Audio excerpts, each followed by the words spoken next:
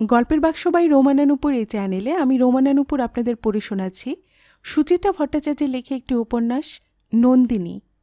আজ শোনাব উপন্যাসটির দ্বিতীয় অর্থাৎ শেষ পর্ব। সুব্রত টিভি দেখছিল, ডিসকভারি চ্যানেল। প্রাচীন এক সভ্যতার ইতিহাস। কোনো এক মরে যাওয়া নদী খাতে খনন কার্য চালিয়ে হারিয়ে যাওয়া এক জনপদের সন্ধান মিলেছে তারই আনুপূর্বিক বিবরণ। সুব্রত এই ধরনের প্রোগ্রামই পছন্দ করে বেশি, কিংবা খেলাধুলো। টিভির সিনেমা সিরিয়াল তার দু চোখের বিষ। নন্দিনী হুড়মুড়িয়ে ঢুকল ফ্ল্যাটে, হাতে প্লাস্টিকের প্যাকেট। ড্রয়িং রুমের লম্বা সোফাটায় রাখল জিনিসগুলো। বসে পড়ে হাঁপাচ্ছে। সুব্রত ভ্রু কুঁচকে তাকাল। এত মার্কেটিং কিসের? কোনো ডিএটিএ পেলে নাকি? বোনাস। নন্দিনী আঁচলে কপাল মুছল। জানো, একটা গ্র্যান্ড নিউজ আছে। এক second, let me guess. Subrata remote চেপে টিভি কমাল। তোমাদের আবার পে কমিশন বসছে? ধ্যাত, এই তো সবে নভেম্বরে আগের পে কমিশনের এরিয়ার পেলাম। প্রমোশন হলো নাকি? কি একটা সিনিয়র স্কেল পাবে বলেছিলে না? তুমি কি এর বাইরে কিছু ভাবতে পারো না? নন্দিনী ভ্রু নাচাল। সত্যিকারের গুড নিউজ। জানো, বাবা ভালো হয়ে গেছে। যাহ। হ্যাঁ গো, আজ অফিসে চিঠি এসেছে। অফিসে? অফিসে কেন? ওদের কাছে তো বাড়ির ফোন নম্বর দেওয়া আছে, ঠিকানা আছে। বারে, সেবার একটা চিঠি মিসিং হলো না সেই পুজোর আগে? কয়েকটা ফরেন মেডিসিনের জন্য ওরা টাকা জমা করতে বলেছিল। অষ্টমী দিন গিয়ে আমি জানতে পারলাম। তখনই তো বলে এসেছি, এবার থেকে অফিসের অ্যাড্রেসে সব কোরেসপন্ডেন্স। ও। সুব্রতর মুখে ছায়া পড়ল। তুমি কিন্তু আমায় জানাওনি। বলিনি। নন্দিনী ঈষৎ অপ্রস্তুত। পরক্ষণে পাল্টা অনুযোগের সুরে বলল, সারাদিনে আমাদের কটাই বা কথা হয়? হয় 9টা-10টা অবধি অফিস করছো, কিংবা তাড়াতাড়ি এলে টিভির দিকে তাকিয়ে আছো। রাত্রে শোয়ার সময়ে আমার সব কথা মনে থাকে না। এটা কি না মনে রাখার মতো কথা? বারে, আমি কি ইচ্ছে করে বলিনি? সে তুমিই জানো। আজকাল এভাবেই কথা হয় দুজনের। অতি তুচ্ছ স্ফুলিঙ্গ থেকে জ্বলে ওঠে আগুন। ফাঁকা ঘর বলে কি ঠোকাঠুকি লাগে বেশি? অন্যদিন জবাব পাল্টা জবাবে সন্ধেটা হয়তো তেতো হয়ে যেত। আজ নন্দিনী সেদিকে গড়াতে দিল না। হেসে বলল, সরি। সুব্রতর কপালের ভাঁজ সরল। প্যাকেটগুলো দেখিয়ে বলল, তা এসব কি? এক সেট পাজামা পাঞ্জাবি কিনলাম বাবার জন্য। আর এই লুঙ্গি তোয়ালে। তোমার একটা পাঞ্জাবি আছে? আবার আমার কেন? ইস, না আনলেই তো গাল ফোলাবে। ধরে নাও নববর্ষের উপহার। যাকগে যাক, কাজের কথা শোনো। কাল তুমি যাবে আমার সঙ্গে।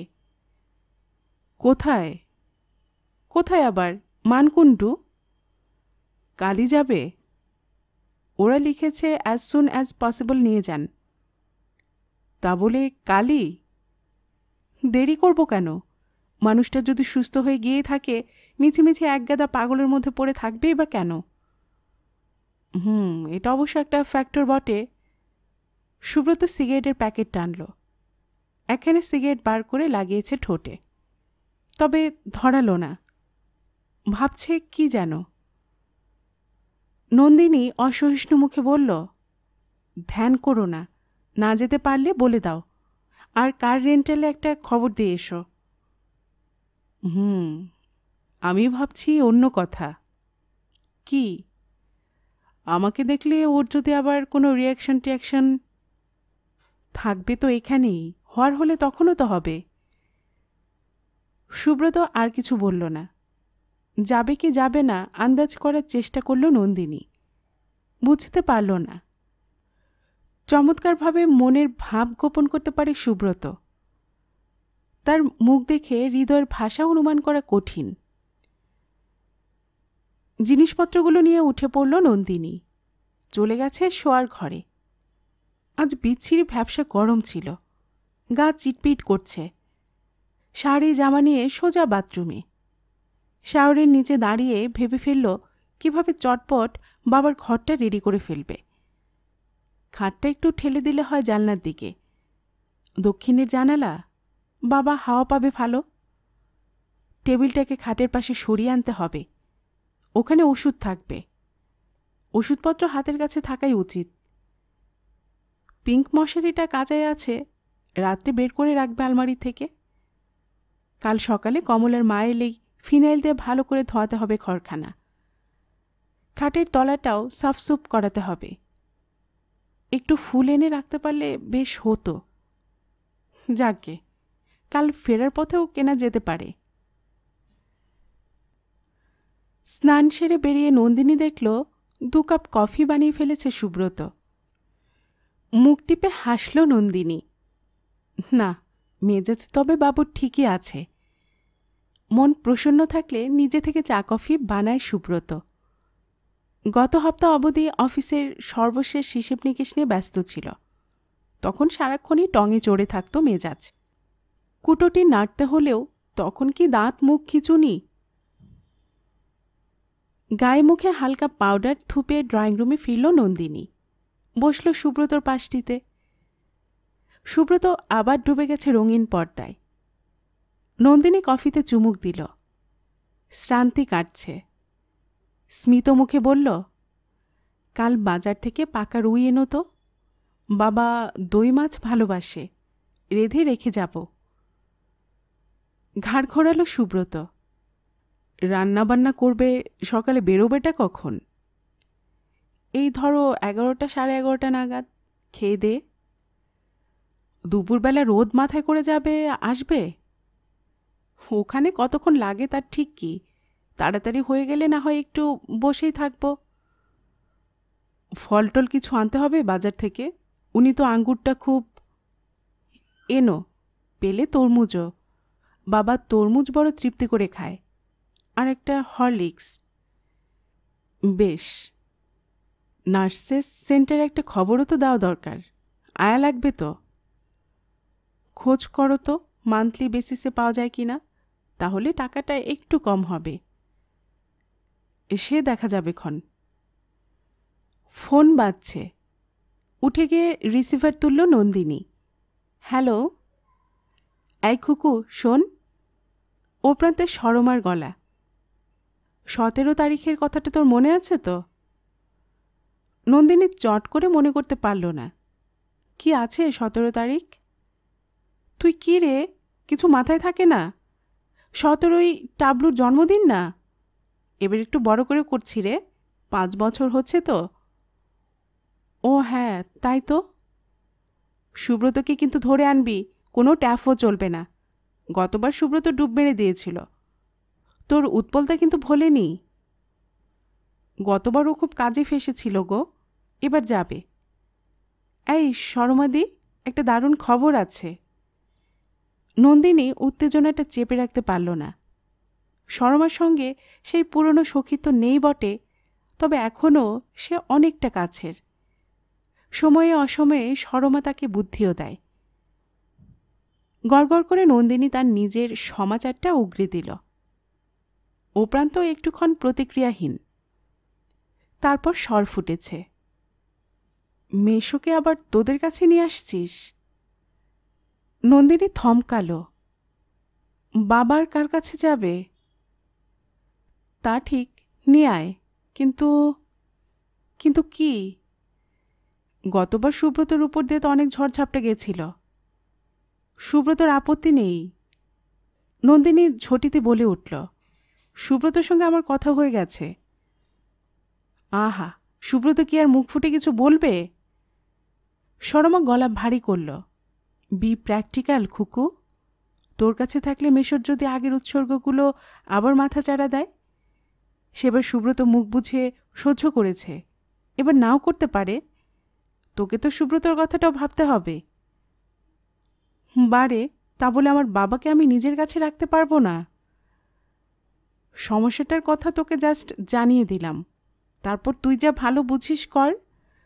আমি তোর জায়গায় হলে কোনো একটা ওল্ড এজ হোম টোমের কথা ভাবতাম। হোম মানে বাবা বৃদ্ধাবাসে থাকবে? কেন, ওল্ড এজ হোম কি খারাপ জায়গা? বরং ভালোই হবে। মেশো সেখানে কত বন্ধু পেয়ে যাবে, 5 জনের সঙ্গে মিশতে পারবে, একটা অন্যরকম পরিবেশ। হোমের নিজস্ব ডাক্তার থাকে, চেক আপটাও চলবে নিয়মিত। ভেবে দেখ, তোরা সারাদিন বাড়িতে থাকবি না, মেশো সারাক্ষণ একা, এর থেকে তো নতুন কমপ্লিকেশন আসতে পারে।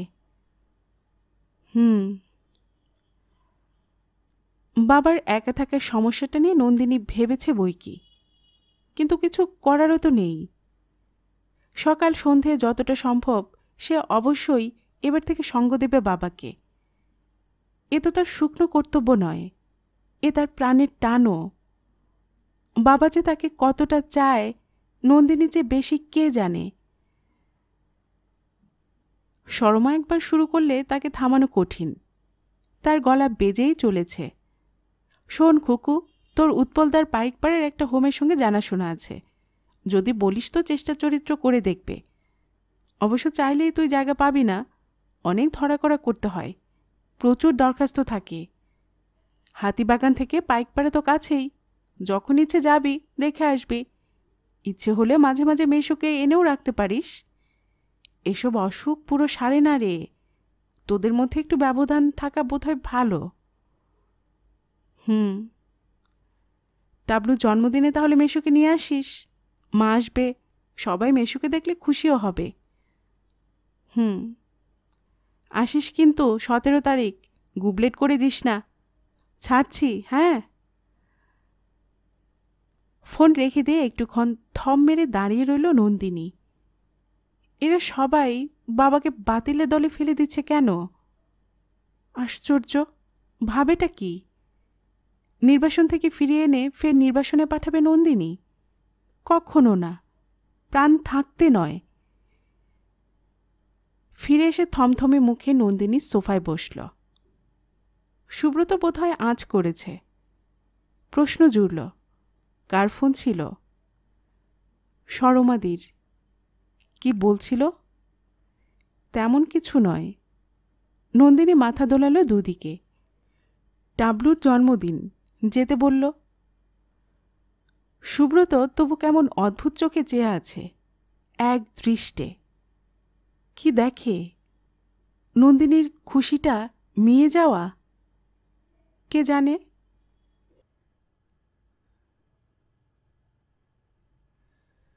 মানকুণ্ডু থেকে ফেরার পথে ঝড় উঠেছিল একটা, সন্ধ্যের ঠিক মুখে মুখে।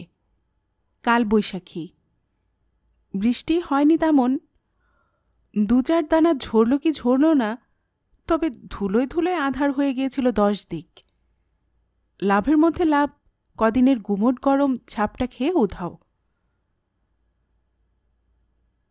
বাড়ি এসেই বাবাকে আগে শুয়ে দিল নন্দিনী। এতটা রাস্তা গাড়িতে আসার ধকল আছে তো। অমলেন্দু গড়িয়ে পড়েছে এক কথায়, যেন বহুকাল পরে নিজের বিছানাটা পেয়ে ভারী নিশ্চিন্ত। নন্দিনী নরম রাতবাতি জ্বালিয়ে দিল, পাখাও কমিয়ে দিল একটু। হাওয়া ঠান্ডা হয়ে গেছে, ঝপ করে সর্দি কাশি না ধরে যায়। পাতলা একখানা চাদরও ঢেকে দিল গায়ে, বাবা আরাম পাবে। সুব্রত সোফায় টেবিলে পা তুলে সিগারেট খাচ্ছে। নন্দিনী বেরিয়ে উল্টো দিকে বসল। চা চলবে? সুব্রত হাত বাড়িয়ে অ্যাশট্রে টেনে নিল কোলে। ওকে কিছু দিলে না? বিশ্রাম নিচ্ছে নিক, একটু পরে হরলিক্স দিয়ে দেব। চা করলে লিকারটা একটু কড়া করে করো, টায়ার্ডনেসটা কাটবে। ক্লান্তি একটু নন্দিনীরও আসছিল। এ কি শুধুই পথশ্রম, নাকি মনের উপর চাপও পড়ছে একটা? কে জানে, হয়তো সুব্রতর একই অবস্থা। সুব্রত যে শেষ পর্যন্ত সঙ্গে যাবে সকালেও আন্দাজ করতে পারেনি নন্দিনী। সকাল সকাল ঘুম থেকে উঠে গাড়ি ঠিক করে এলো, বাজার হাট সারল, তারপর অফিসের জন্য তৈরি না হয়ে হাসতে লাগলো মিটিমিটি। চলো ফাদার ইন লকে প্রথমে আমার মুখটাই দেখে আসি। ওখানেও সুব্রত পাশে পাশে ছিল সারাক্ষণ। কথাবার্তা বলল ডাক্তারের সঙ্গে, কিভাবে কি ওষুধপত্র খাওয়াতে হবে জেনে নিল পুঙ্খানুপুঙ্খভাবে। এসব কাজে সুব্রতর মাথা বেশ ঠান্ডা, পাশে থাকলে অনেক ভরসা পাওয়া যায়। টেবিলে চা রেখে শোয়ার ঘর থেকে চিরুনি নিয়ে এলো নন্দিনী। ধুলো জমে খুব জট পড়েছে চুলে। কাপে চুমুক দিতে দিতে চেপে চেপে আঁচড়াচ্ছে চুল। সুব্রত বলল, একেবারে চান করে নিলে পারতে। আজ থাক, কাল তো অফিস যাচ্ছি না, কাল ভালো করে মাথা ঘষে নেব। বলতে বলতে সুব্রতকে দেখল একটু। ঈষৎ উদ্বেগমাখা স্বরে বলল, কি বুঝছ, কেমন দেখলে বাবাকে? 2-3 ঘন্টায় কি বোঝা যায়? কটা দিন যাক। শরীরটা একটু ফিরেছে না? হ্যাঁ, পুজোর পরে যা দেখেছিলাম তার চেয়ে মুখ চোখ অনেক ফ্রেশ। তবে তবে কি? একটা জিনিস লক্ষ্য করেছ? গাড়িতে কিন্তু এবার একটু বেশি চুপচাপ ছিলেন। কথা একটু কমই বলেছে, তবে যেটুকুনি বলেছে সেটুকুনি, কোনো অসংলগ্ন ব্যাপার নেই। আগেরবার উচ্ছ্বাসটা একটু বেশি ছিল। এটা তো গুড সাইন, কি বলো? হবে হয়তো। তাহলেও এবার আয়ের ওপর আমি পুরোটা ছাড়ব না, যতক্ষণ বেশি পারি বাবাকে কোম্পানি দেব। ঠিক, সঙ্গ দেওয়াটা খুব জরুরি। লোনলিনেসের ফিলিংটা যেন আদৌ না ডেভেলপ করে। পারলে টানা কিছুদিন ছুটি নিয়ে নাও। নন্দিনীরও সেরকমই মনোগত ইচ্ছে, তবে একদম একটানা নয়, 2 দিন 5 দিন করে মাঝে মাঝে ডুব মারবে। 6 মাসের মতো আর্নড লিভ তো জমায় আছে, পচে যাচ্ছে। ভেঙে ভেঙে নিলে বরং ওই ছুটিতেই বছর 2 চালিয়ে দেওয়া যায়। বড়জোর রথিনবাবুর মুখ ভারী হবে একটু, হোক গে। নন্দিনী তাতে বয়ে গেল। বাবা আগে না অফিস আগে? বাবা যেন আর কখনো মনে না করে মেয়ে তার পর হয়ে গেছে। সুব্রত আবার সিগারেট ধরিয়েছে। উঠে পড়ল, স্নানে যাবে। নন্দিনী রান্নাঘরে গেল। হরলিক্স বানিয়ে খাইয়ে এলো অমলেন্দুকে। ভাতও বসিয়ে দিয়েছে। দই মাছ করেই রেখে গেছিল। ফ্রিজ থেকে মুরগি বার করে স্টু বানালো অল্প করে, আলু ভাজল। কাজের ফাঁকে ফাঁকে উকি দিয়ে দেখে আসছে বাবাকে। একবার দেখল বড় আলো জ্বালিয়ে খবরের কাগজ পড়ছে অমলেন্দু। আরেকবার দেখল সুটকেস থেকে নিজের জামাকাপড় বার করে গুছিয়ে তুলছে আলনা ওয়ার্ড্রোবে। ঘর থেকে বেরিয়ে টিভিও দেখল একটুক্ষণ। নন্দিনী নিশ্চিন্ত বোধ করল। এসব তো সুস্থতারই লক্ষণ। রাতে খাওয়া দাওয়ার পর অমলেন্দু বিছানায় গেল না, বসেছে গিয়ে বারান্দায়। বাড়িটা অনেক পুরনো দিনের বটে, পাড়াটাও ঘিঞ্জি, তবে দোতলার এই ঝুল বারান্দার একটা আলাদা আকর্ষণ আছে। অনেকখানি চওড়া, স্যান্ড কাস্টিং করা রেলিং, মাথার উপরটা খোলা। রেলিংয়ে দাঁড়ালে অনেক দূর অবধি রাস্তা দেখা যায়। ছোটবেলায় এই বারান্দায় নন্দিনীর বহু একলা মুহূর্ত কেটেছে, হয়তোবা অমলেন্দুরও। এখন বারান্দায় বেতের চেয়ার পাতা থাকে 12 মাস। 2-4টে ফুলের টবও আছে, সুব্রতর শখ। নন্দিনী হাতের কাজ সেরে বারান্দায় এলো। মেঘ কেটে গেছে পুরোপুরি, ঝকঝকে আকাশ। 2-4টে তারাও যেন দেখা যায়। গুমট ভাবটা ফিরছে আবার, তবে শীতলতার একটা রেশ এখনো রয়ে গেছে। নন্দিনী হাই তুলল। কি গো, রাত হয়েছে তো, শুতে যাবে না? এই যাই। তোমার এখন কটা ওষুধ আছে? এখন তো একটাই, ঘুমের ট্যাবলেট। নন্দিনী হাসল। যাক, এটাও খেয়াল আছে। বলল, এনে দেব? আমি নিয়ে নেব, আমার অভ্যেস হয়ে গেছে। বলতে বলতে জোরে শ্বাস টানছে অমলেন্দু। মিষ্টি একটা গন্ধ বেরোচ্ছে না, চেনা চেনা।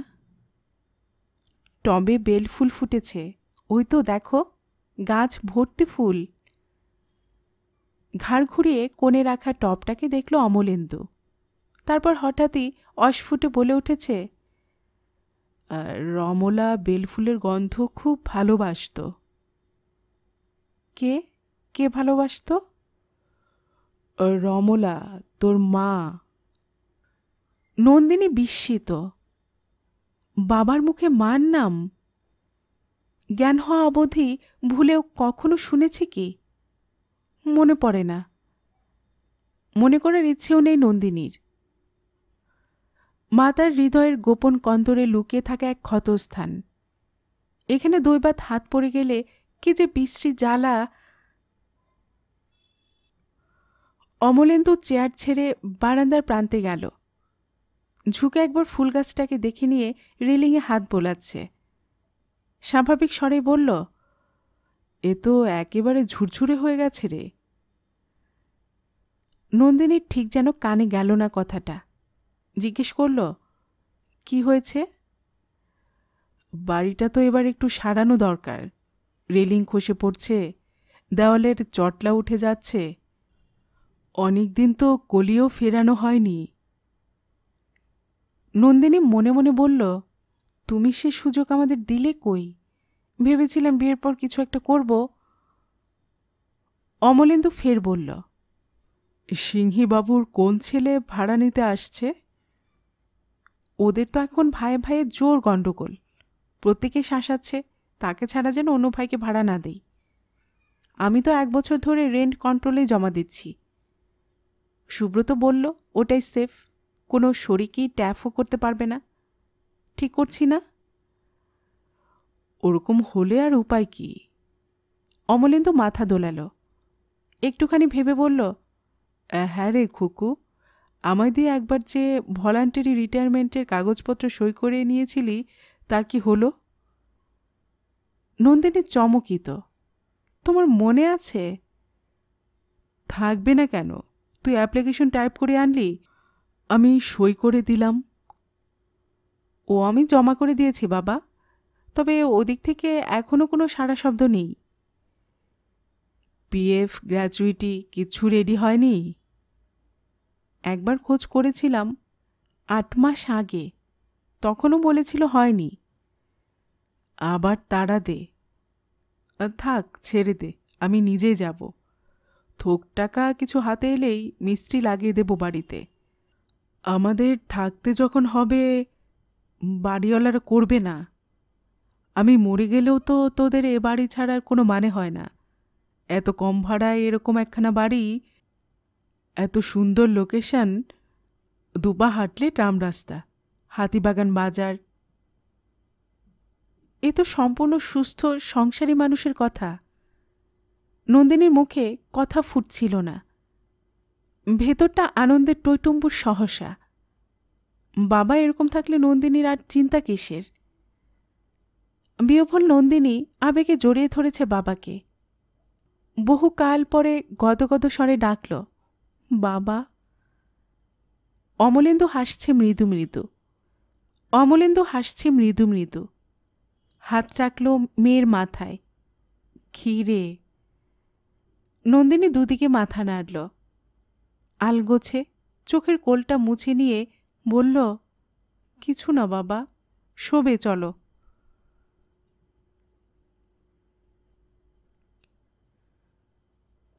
অমলেন্দু খুব ভোরে উঠে পড়ে আজকাল। বিছানায় বসে কী সব জপতপ করে খানিকক্ষণ। উন্মাদ আশ্রমেই কার কাছে নাকি শিখেছে, এতে তার মন ভালো থাকে। তারপর একটু হাঁটতে বেরোয়, একাই। বেশি দূর নয়, ওই হেদো পর্যন্ত। বারতিনেক জলাশয়টাকে চক্কর মারে, পার্কের বেঞ্চিতে জিরোয় সামান্য। বাড়ি ফিরে নন্দিনীদের সঙ্গে বসে চাটা খায়, খবরের কাগজ পড়ে খুঁটিয়ে খুঁটিয়ে, টিভি দেখে। দুপুরে ঘুম, বিকেলে আবার একটু হাঁটা, নয়তো ঝুল বারান্দায় চুপচাপ বসে থাকা। নিখুঁত এক অবসরপ্রাপ্ত মানুষের জীবন। প্রথম প্রথম ভোরবেলা বাবাকে একা ছাড়তে ভারী আপত্তি ছিল নন্দিনীর। 2-4 দিন সঙ্গও দিয়েছিল। ফিরেই অফিসের তাড়া থাকে। সুব্রত 9:30টার মধ্যে বেরিয়ে যায়, তার জন্য রাঁধাবাড়া থাকে। তবুও লম্বা লম্বা পায়ে হাঁটে অমলেন্দু। 58 বছরের টান টান শরীর মানুষটার সঙ্গে নন্দিনী পেরে ওঠে না, হাঁপিয়ে যায়। রাস্তায় বেরিয়ে অমলেন্দু কথাও বলে না একদম। উদাসী সন্ন্যাসীর মতো মাথা উঁচু করে এক মনে হাঁটে। নন্দিনী বকবক করার চেষ্টা করলেও আমল দেয় না বড় একটা। একটা মানুষের পিছনে কাহাতকার ঘুরে মরা যায়। একদিন বলেই ফেলল, তোমার সঙ্গে আমি না থাকলে অসুবিধে হবে? না তো, অসুবিধে কিসের? একা একাই যাবে তুমি? একাই তো আমার ভালো লাগে। তোর রোজ রোজ বেরোনোর দরকারটাই বা কি? সকালে এত কাজকর্ম থাকে। অমলেন্দু বিমল হেসেছিল। ভয় পাস না খুকু, আমি একদম ঠিক আছি। অমলেন্দু যে সত্যি ভালো হয়ে গেছে, আচার আচরণই তো তার প্রমাণ। তবু নন্দিনীর সংশয় যায় না। ছুটি নিয়ে বসে থাকছে মাঝে মাঝেই। অফিস গেলে ফোন করছে বারবার। ডিটেকটিভের মতো খবর নিচ্ছে আয়ার কাছে। কি বলল? ঘুমুচ্ছে? শুয়ে ঘুমিয়ে পড়ল? দুপুরের ওষুধগুলো পড়েছে ঠিক মতো? রেডিও শুনছিল? গান? বাহ! টানা বেশিক্ষণ টিভি দেখতে দিও না, বাবার স্ট্রেন হবে। আমি কখন ফিরব জিজ্ঞেস করছে? করছে না? ও না। নন্দিনী বাড়ি রইল কি রইল না, পাশে বসে আছে কি নেই, কিংবা তার ফিরতে দেরি হল, এসব নিয়ে অমলেন্দুর আর বিন্দুমাত্র মাথা ব্যথা নেই। রাতেও নন্দিনী বাবার পাশে গিয়ে বসে থাকে কিছুক্ষণ। লক্ষ্য করে বাবা তাকে কাছে চাইছে কিনা। নন্দিনীর উপস্থিতিটা যেন গ্রাহ্যের মধ্যে আনে না অমলেন্দু। মশারিটাও নিজে নিজে টাঙিয়ে নেয়। এখন সে যেন একটু বেশি স্বাবলম্বী হয়ে পড়েছে। তুচ্ছ প্রয়োজনে সে আর মেয়ের উপর নির্ভরশীল হতে আগ্রহী নয়। এসব লক্ষণ দেখে নন্দিনীর তো খুশি হওয়ারই কথা। কিন্তু আশ্চর্য মানুষের মন, খুশিটা নন্দিনী ঠিক যেন উপভোগ করতে পারে না। বুকের গভীরে কোথায় যেন একটা ছোট্ট কাঁটা খচখচ করতে থাকে। একসময় অমলেন্দু তাকে চোখে হারাত। নন্দিনীর মনে হতো বাবা তাকে অক্টোপাসের মতো পিষে ধরছে, তার নিঃশ্বাস বন্ধ হয়ে আসছে। একটুখানি মুক্তি পাবার জন্য ছটফট করে মরত নন্দিনী। অফিস, সুব্রত, প্রেম সবই ছিল তার মুক্তির বাতায়ন, বাইরের জগতের টাটকা বাতাস। আজ যেন পাশার দান উল্টে গেছে। সে যে বাবার পাশে আছে, প্রতি মুহূর্তে বাবাকে নিয়ে চিন্তা করছে, সেটুকুও যেন খেয়াল করে না বাবা। এত নির্লিপ্ততাও কি সহ্য হয়? এ এক অদ্ভুত অনস্তিত্বের সংকট। নিজের মতো করে একটা ভুবন গড়ে নিয়েছে অমলেন্দু। সেখানে আর এখন মেয়ে নেই। নন্দিনী উপলব্ধি করতে পারে। কথাটা একদিন ডাক্তারবাবুকে বলেও ফেলল নন্দিনী। প্রতি মাসে ডক্টর করকে একবার করে রিপোর্ট দিতে হয়। সেদিন অনুযোগের সুরেই তুলল প্রসঙ্গটা। কেমন রাগ দিয়েছেন ডাক্তারবাবু? বাবার তো আমার উপর থেকে টানটাই চলে গেছে। গত সপ্তাহে আমার জ্বর হয়েছে শুনল, তাও একবার গায়ে হাত দিয়ে দেখল না পর্যন্ত। এটা কি নর্মাল?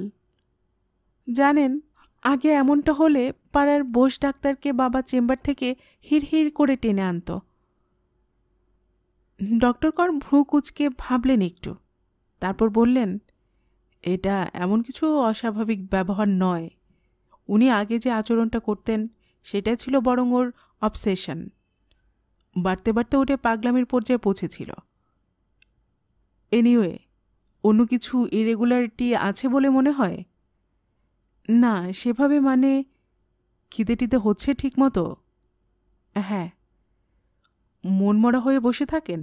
ব্রুড করেন? না, টিভি দেখছে, রেডিও শুনছে, বই পড়ছে।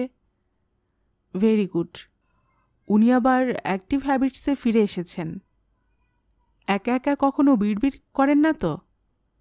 না না, আমি অন্তত দেখিনি। ঘুম হচ্ছে? তা হচ্ছে। বড়জোর রাত্রে একবার উঠে বোধ হয়। আপনার হাজব্যান্ডের সঙ্গেও সম্পর্ক কেমন?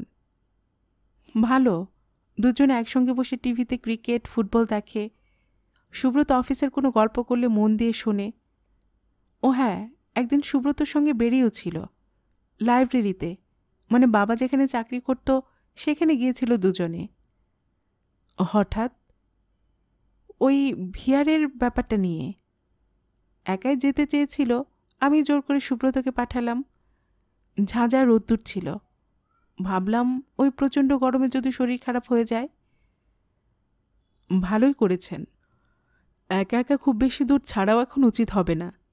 অতগুলো নার্ভের ওষুধ চলছে। আমি তো মোটেই ছাড়তে চাই না। সকাল বিকেল হাঁটতে বেরোয়, তাই আমার বুক কাঁপে। না না, অ্যালাউ করুন অল্প স্বল্প। একেবারে বন্দিদশায় রাখাও তো ঠিক না। বাই দা বাই, আত্মীয় স্বজনদের সঙ্গে ব্যবহার কেমন? ঠিকই আছে। তারা এলে গুটিয়ে থাকেন না তো? না, কথা কম বলে, তবু বলে। এই তো সেদিন আমার মাসতুতো দিদি বাচ্চা কাচ্চা নিয়ে ডে স্পেন্ড করে গেল। দিব্যি তাদের সঙ্গে গল্প করল, বাচ্চাদের আদর করল। এক বাচ্চার জন্মদিনে গেছিল, সেখানেও বেশ জলি ছিল। বাহ বাহ। বাচ্চাদের সঙ্গ পেলে এই ধরনের পেশেন্টরা রিফ্রেশড হয়। বলেই ডক্টর কর স্থির চোখে দু এক পলক দেখলেন নন্দিনীকে। কিছু যদি মনে না করেন, একটা পার্সোনাল প্রশ্ন করি, অবশ্য আমার পেশেন্টেরই স্বার্থে। বলুন। আপনাদের তো প্রায় বছর চারেক হলো বিয়ে হয়েছে, এখনও একটাও ইস্যু নেই কেন? প্ল্যান করছেন নাকি? নন্দিনী বেশ অস্বস্তি বোধ করল। বাচ্চা সে চায় না এমন নয়, কিন্তু তার যে বড্ড ভয় করে। বাচ্চাটাকেও যদি বাবা সহ্য করতে না পারে, যদি নতুন জটিলতা দেখা দেয়। দুর্বল মুহূর্তে সুব্রতকে কথাটা একবার বলেও ফেলেছিল। সহজভাবে কথাটা মেনে নিতে পারেনি সুব্রত। বাচ্চা নিয়ে আর পীড়াপিড়ি করে না বটে, তবে তার মনে একদলা অভিমানও জমে আছে। নন্দিনী টেরও পায়। গেলেই উৎপলতা বাচ্চা হওয়ার প্রসঙ্গ তোলে, তাই সরমদির বাড়ি যাওয়া প্রায় ছেড়ে দিয়েছে। গত বছর টাবলুর জন্মদিনে না যাওয়ার কারণ কতকটা তো ওটাই। ডক্টর কর বুঝি পড়ে ফেলেছেন অন্তরটা। বললেন, আপনাদের কিন্তু একটা সন্তানের খুব দরকার madam. Child is a deep bondage. এই মায়ের বাঁধনে আপনার বাবারও খুব উপকার হবে। নন্দিনী চুপ হয়ে গেল। উপকার মানে কি? নন্দিনীর কাছ থেকে আরও দূরে সরে যাওয়া? একটা খেলনা পেয়ে ভুলে থাকা? ডক্টর কর আবার চোখ স্থির করে দেখছেন, মুখ হাসি হাসি করে বললেন, মাথা থেকে সব দুশ্চিন্তা মুছে ফেলুন।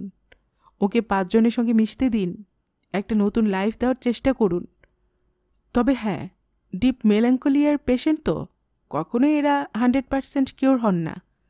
ওই ওষুধ দিয়ে যতটুকু, প্লাস পরিবেশ যতটা সম্ভব চেয়ারফুল রেখে, শুধু মাথায় রাখবেন কোনো ধরনের স্নায়বিক উত্তেজনার কারণ যেন না ঘটে।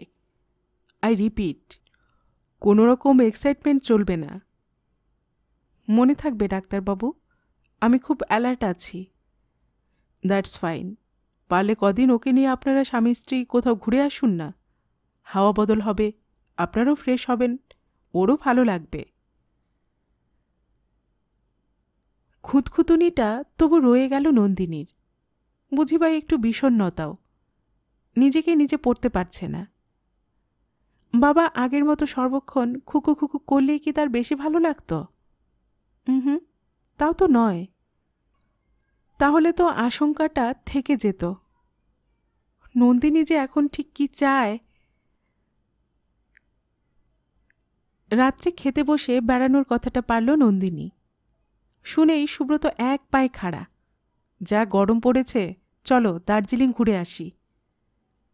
অমলেন্দু ভাত মাখছিল, শুনল চুপ করে, কোনো মন্তব্য করল না। নন্দিনী বলল, কি বাবা, যাবে তো? কদিন বেশ হৈ হৈ করা যাবে। পুরীও যেতে পারিস। পুরী এই গরমে? আমার খুব পুরী যেতে ইচ্ছে করে। সেই তোর মার আমি গিয়েছিলাম কতকাল আগে। সুব্রত নন্দিনী মুখ চাওয়াচাওয়ি করল। ইদানিং অমলেন্দু মাঝে মাঝে রমলার কথা বলছে, হঠাৎই। নন্দিনীর পলকের জন্য মনে হলো কথাটা তো ডাক্তারবাবুকে বলা হয়নি। পরক্ষণে মনে হলো বললে বা কি লাভ হতো। ডাক্তারবাবু হয়তো বলতেন, এটাও তো শুভ লক্ষণ। 25 বছর ধরে একবারও স্ত্রীর নাম উচ্চারণ না করাটাই কি অস্বাভাবিকতা নয়? সুব্রত বলে উঠল, বেশ তাই হোক, তবে পুরীই চলুন। নন্দিনী তীব্র চোখে বাবাকে দেখল, তাকিয়ে আছে। অমলেন্দুর ভ্রুক্ষেপই নেই, নিবিষ্ট মনে খাচ্ছে।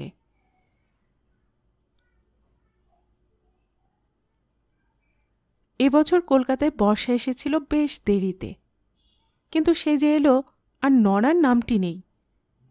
ভাদ্র মাস পড়ে গেছে, এখনও আকাশের মুখ হারি। সকাল নেই, বিকেল নেই, দুপুর নেই, রাত্রির নেই, ঝুমঝুম ঝরঝর ঝিরঝির। সূর্যদেব যেন কলা বউটি সেজেছেন। তেজ টেজ হারিয়ে মুখে ঘোমটা টেনে লুকিয়ে আছেন অন্দরমহলে। লোকজন অতিষ্ঠ। কত আর ছাই ছাই আকাশ দেখতে ভালো লাগে। তবে বর্ষায় নন্দিনীর প্রিয় ঋতু। রোদ্দুর না উঠলে সে খুশি। বৃষ্টিতে ভিজতে তার মোটেই খারাপ লাগে না। গত মাসে পুরী গিয়েও 2 দিন বৃষ্টি পেয়েছিল। সমুদ্রের পাড়ে দাঁড়িয়ে প্রাণের সুখে সিক্ত হয়েছে সে। আজও দুপুর থেকে ঝরছে ঝিরঝির। অফিস থেকে বেরিয়ে বাড়ি ফিরতে ফিরতে দিনটা কখন ঘন আঁধার। বাস থেকে নেমে ছাতা খুলল না নন্দিনী। জলকণা গায়ে মেখে হাঁটছে। মোড়ের দোকান থেকে মুড়ি তেলে ভাজা কিনে নিল। বাদলা দিনে দারুণ জমবে। সুব্রত আজ অফিস যায়নি। কাল রাত থেকে গা ছ্যাক ছ্যাক, ডুব মেরেছে। সোফায় আধশোয়া হয়ে টিভিতে বক্সিং দেখছিল সুব্রত। ঠোঙাগুলো টেবিলে রেখে নন্দিনী জিজ্ঞাসা করল, কমলার মা কোথায়? চলে গেছে? এই তো গেল, রুটি সেঁকে দিয়ে। অমলেন্দু ভালো আছে বলে আয়া ছাড়িয়ে দেওয়া হয়েছে গত মাস থেকে।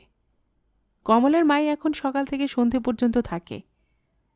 অমলেন্দুকে পুরোপুরি একা ছেড়ে যেতে এখনও সাহস পায় না নন্দিনী। বাথরুমে গিয়ে নন্দিনী চুল মুছে এলো। শাড়ি জামা বদলে ফেলল ঝটপট। সুব্রত সামনে বসে কাশিতে মুড়ি মাখছে। তোমার শরীর এখন কেমন? ও ফাইন, সর্দিটা দারুণ এনজয় করছি। সব সময় ফাজলামি। ওষুধ খেয়েছ? Yes madam. বাবা কি করছে? শুয়ে আছেন ঘরে। এখন শুয়ে? তাই তো দেখছি, দুপুর থেকে ঘরে রয়েছেন। ডাকলাম একবার, বললেন ওরও নাকি গা ম্যাচ ম্যাচ। দুপুরে জোর রেডিও চালিয়ে নাটক শুনছিলেন। পুরনো দিনের কি একটা প্লে হচ্ছিল, বোধহয় প্রফুল্ল টফুল্ল। খুব কান্নাকাটির আওয়াজ আসছিল। হুম, এতক্ষণ শুয়ে থাকে কোনো কাজের কথা নয়। শ্বশুর জামাই দুজনেই ভোগাবে দেখছি। খানিকটা মুড়ি তেলে ভাজা সুব্রতকে ধরিয়ে দিয়ে কাশি হাতে বাবার ঘরে এলো নন্দিনী। খটাস করে আলো জ্বালিয়েছে। এ ঘরে পা রাখলে আজকাল আর পুরনো ঋণঋণে আবেগটা আসে না, বরং যেন চোরা বিষাদটাই ডানা মেলতে চায়। মাত্র কমাসেই আরও বেশি মলিন লাগে ঘরটাকে। জীর্ণ দেওয়ালে অজস্র ছোপ, উঁচু সিলিং যেন দীর্ঘশ্বাস ফেলছে। সাবেকি খাটখানাও ডুবছে অবসন্নতার ভারে। টেবিলটাও বেশ অগোছালো। একটা গাদা বই, কাগজ, ওষুধের স্ট্রিপ, ক্যাশ মেমো সব এলোমেলো ছড়ানো। গুছোনো যায় না। অমলেন্দু হাত দিয়ে বারণ করে, তা নাকি দরকারি জিনিস খুঁজে পেতে অসুবিধা হয়। টেবিলের মধ্যিখানে রমলার কবেকার এক ফটো, গায়ে জ্বালা ধরানো ছবি। রূপসী রমলা হাসছে। পুরী থেকে ফিরেই কোথেকে কোন ট্রাঙ্ক ঘেটে বার করেছে অমলেন্দু। নন্দিনী আপত্তি জুড়েছিল, সুব্রতই থামিয়েছে। নন্দিনীকে আলাদা করে বুঝিয়েছে, উনি তো অশান্তি করছেন না কোনো, যেভাবে ভালো থাকুন না। নন্দিনীর যে কোথায় বাজে সুব্রত কি বুঝবে? ওই ছবি তো নন্দিনীরই প্রতিবিম্ব। অমলেন্দু হাতে চোখ ঢেকে শুয়েছিল। সহসা আলোর বিস্ফোরণে সে একটু বিরক্তই হয়েছে। বলল, আহ, নেবা না বাতিটা। নন্দিনী ছবিটা থেকে দৃষ্টি সরিয়ে নিল। এই মানুষটার উপর অভিমান পুষে রেখে বা কি লাভ, যে কিছু বোঝে না। অকারণে নন্দিনী তারল্য আনল গলায়। নেবাবো না। গা ম্যাজম্যাজ করলে বেশি শুয়ে থাকতে নেই। ওঠো, গরমাগরম পেঁয়াজি খাও। অমলেন্দু উঠে বসল বটে, তবে কেমন অন্যমনস্ক। বলল, ফিরলি কখন? অনেকক্ষণ। দেখছিলাম তুমি তেলে ভাজার গন্ধ পাও কিনা। কাশিখানা বাবার দিকে বাড়িয়ে দিল নন্দিনী। খাটের কোণে বসল। মুখটা এমন ভার ভার কেন? অমলেন্দু উত্তর দিল না। এক মুঠো মুড়ি তুলেছে, খাচ্ছে না, হাতেই ধরে আছে। কি ভাবছ? জবাব নেই। এরকম হয় মাঝে মাঝে। একটু গোমড়া হয়ে থাকে অমলেন্দু। কিছুক্ষণ কথা বললে স্বাভাবিক হয় ধীরে ধীরে। নন্দিনী বলল, এবার একদিন রাজমিস্ত্রির সঙ্গে বসতে হবে, এস্টিমেট নিতে হবে একটা। বর্ষা গেলেই রিপেয়ারিংয়ের কাজে হাত দেব। অমলেন্দু যেন শুনতেই পেল না। নন্দিনী ফের বলল, তুমি টাকা পয়সা এখনো পাওনি বলে ভাবছ? আমরা তো আছি। দুম করে অমলেন্দু বলে উঠেছে, আজকের দিনটা তোর মনেই নেই না রে খুকু? কি আছে আজ? নন্দিনী স্মৃতি হাতড়াল। আজ তার মৃত্যুদিন। কার? রমলার। মুহূর্তে নন্দিনী 1000 ভোল্টের শক খেয়েছে। বাবার এটাও মনে আছে নাকি? মনে ছিল এতদিন ধরে? অমলেন্দু একটা বড়সড় শ্বাস ফেলল। রমলা বড় যন্ত্রণা পেয়ে মরেছিল। দুম করে মাথা গরম হয়ে গেল নন্দিনীর। শুকনো গলায় বলে ফেলেছে, যন্ত্রণা তার পাওনা ছিল বাবা, সেও আপনজনকে কম কষ্ট দেয়নি।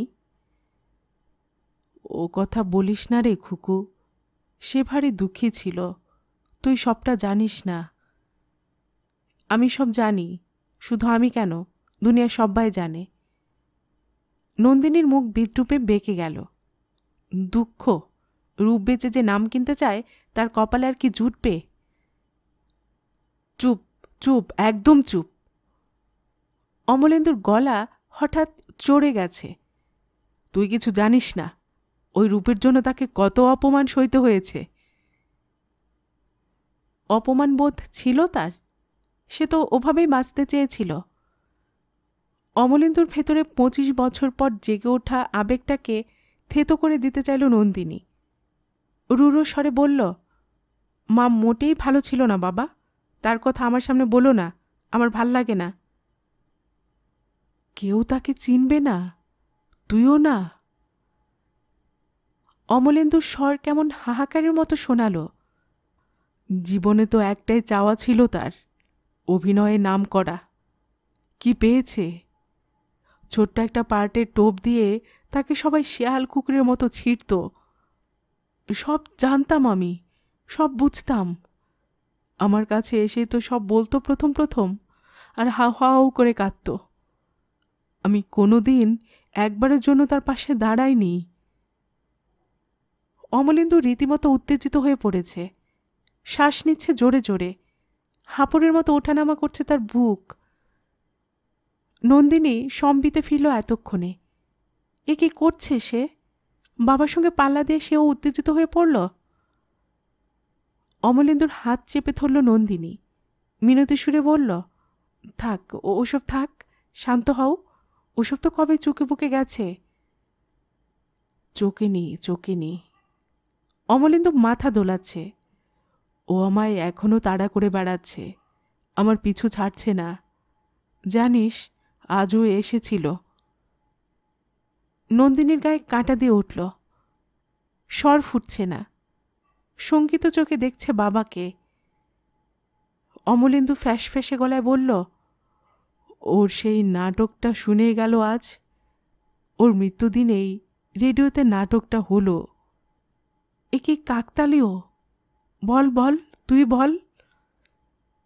নন্দিনী আর্তনাদ করে উঠল, সুব্রত, শিগগিরই এসো, বাবা কেমন করছে। কে সুব্রত? সে আমার কি করবে? অমলেন্দুর চোখ যেন ঠেলে বেরিয়ে এলো। দুহাতে খামচে ধরেছে নন্দিনীর কাঁধ, অস্থিরভাবে মাথা ঝাঁকাচ্ছে। খুব তেজ বেড়েছে তোমার না? মেয়ে নিয়ে চলে যাবে আমায় ফেলে? আমি যে এত ভালোবাসলাম তার কোনো মূল্য নেই? হ্যাঁ, আমি সব মেনে নিয়েছি বলে কি আমি নপুংসক, হিজড়ে? নন্দিনী চেষ্টা করেও নিজেকে ছাড়াতে পারল না। সুব্রত ছুটে এসেছে দরজায়। সেও হতভম্ব মুখে দাঁড়িয়ে। একেবারে বদলে গেছে অমলেন্দু, ঠিক যেন এক হিংস্র দানব। জান্তব স্বরে গর্জে উঠল, আজ আর তোমায় আমি বিষ দিয়ে মারব না, আজ তোমার গলা মুচড়ে দেব। আমাকে ফাঁকি দাও। সুব্রত এসে ঝাঁপিয়ে পড়ল অমলেন্দুর উপর। অমলেন্দুর 58 বছরের শরীরে যেন মত্ত হস্তির বল। সমস্ত শক্তি প্রয়োগ করেও সুব্রত তাকে ঠেলে সরাতে পারছে না। মরিয়া হয়ে হাত চালালো। অমলেন্দুকে আঘাতে আঘাতে জর্জরিত করে মুক্ত করছে নন্দিনীকে। বিছানায় ছিটকে পড়ে গেল অমলেন্দু, গো গো শব্দ করছে। নন্দিনীকে এক ঝটকায় ঘরের বাইরে নিয়ে এসে দরজা বন্ধ করে দিল সুব্রত। নন্দিনী আঁকড়ে ধরল সুব্রতকে, ডুকরে উঠেছে। মা, মা, ও মা, মা গো।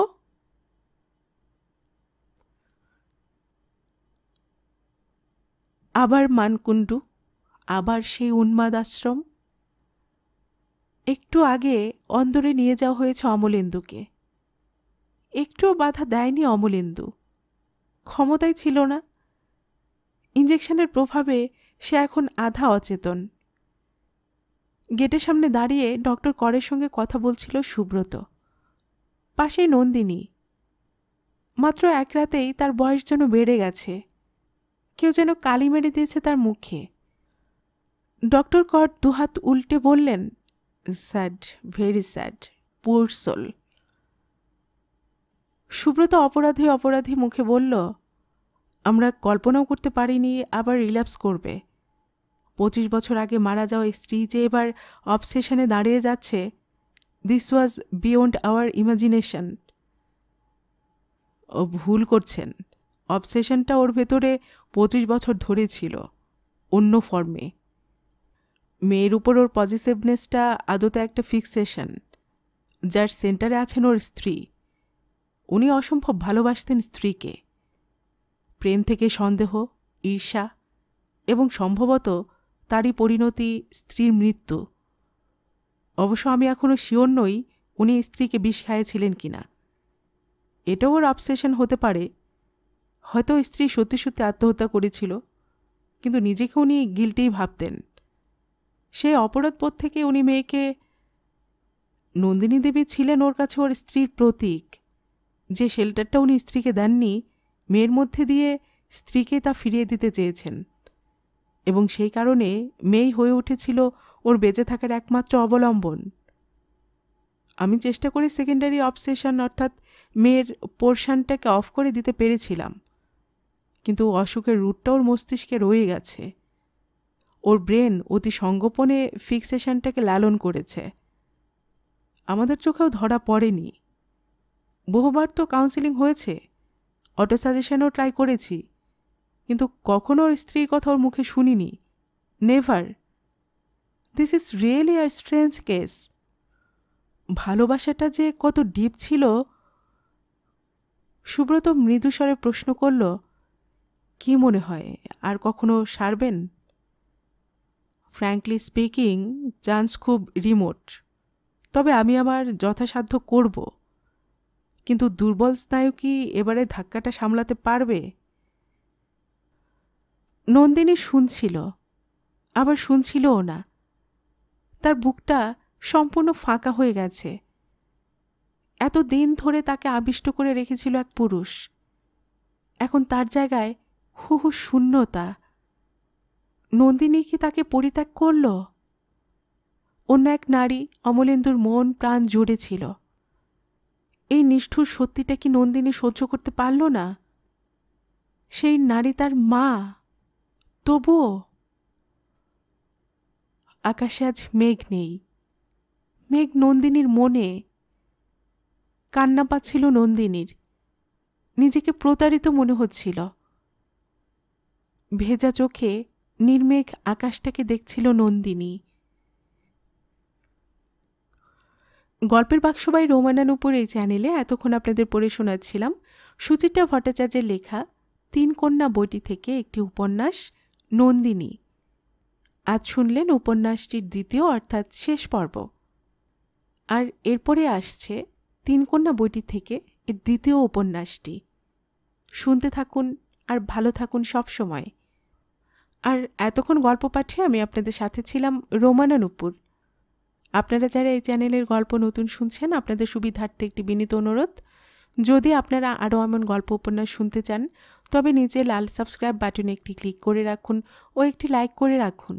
এতে এই চ্যানেলের ভিডিওগুলি খুঁজে পেতে আপনাদের সুবিধা হবে।